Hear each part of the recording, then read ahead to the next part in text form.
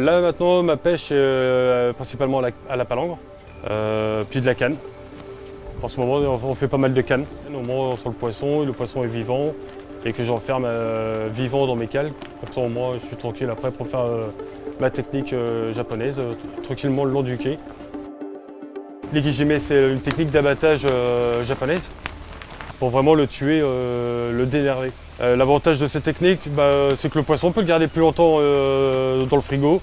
Il y a une belle différence de prix en faisant cette technique-là. Déjà, quand on fait le filet, le poisson il a un prix.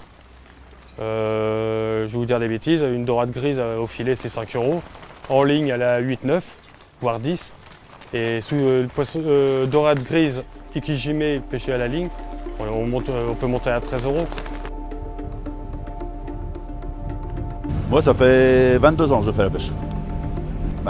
L'évolution est, on va dire, est pas top, quoi.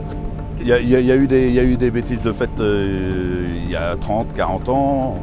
Depuis 20 ans, on a beaucoup travaillé sur la ressource, même la ressource, le métier. Et maintenant, il y a la ressource, il y a tout, mais par contre, on nous bride, quoi. Les quotas sont toujours en diminution depuis moi que je fais la pêche. J'ai toujours vu les quotas en diminution. J'ai jamais vu des quotas en augmentation. Donc du coup ça diminue. Donc à un moment, il faudrait que ça s'arrête pour qu'on puisse avoir une vision dans notre métier, ce serait bien. Pour moi, c'est un décalage entre les rapports scientifiques et la réalité. Après, il n'y a peut-être pas forcément les bons prélèvements. Il y a un écart. Il y a un écart entre ce qui est décidé, ce qui est pris par les scientifiques et la réalité du terrain. Voilà. Je pense que le problème, il est là. Nous, ce qu'on voudrait, c'est du quota. Du quota pour pouvoir payer nos bateaux correctement, payer nos matelots correctement. Voilà, il y a beaucoup moins de bateaux, et par contre, il y a beaucoup moins de quotas, donc il y a un souci à quelque part, quoi, alors que la ressource est là, quoi. Nos charges, nous, déjà les traites du bateau, c'est un bateau neuf, il a 3 ans. Nous, c'est 20 000 € de traite par mois. Après, il faut compter le gasoil. Le gasoil, suivant les métiers qu'on fait, on est entre 1 et 2 tonnes par jour. Donc voilà, et puis après tous les alentours, les frais, les entreprises à terre, c'est de plus en plus cher. Et puis au bout du compte, il ne reste plus rien, quoi.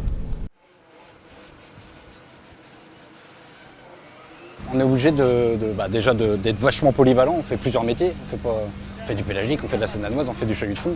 On a été obligé de faire des bateaux et de travailler différemment. Donc on a des quantités de matériel assez conséquents et on fait plusieurs métiers dans l'année. Demain, si on avait des quotas un peu plus sereins, on se concentrerait plus sur un métier et puis du coup le bateau ferait moins le jour de mer. Donc qui dit moins le jour de mer dit moins risque de prise accidentelle et puis moins de surexploitation sur d'autres espèces qui sont déjà exploitées. Parce que du coup, quand on n'a plus le droit de pêcher une espèce, qu'est-ce qu'on fait? On change de matériel et on va sur une autre espèce où il y a déjà une flottille qui est dessus. Donc moi je pense que c'est pas des bonnes solutions. Interdire une espèce ou quoi, c'est pas bien. Parce que les bateaux qu'on interdit de pêcher sur certaines espèces, qu'est-ce qu'ils font? Ils prennent un autre matériel et puis ils vont chercher une autre espèce. Mais il y a déjà des bateaux qui sont sur cette espèce-là.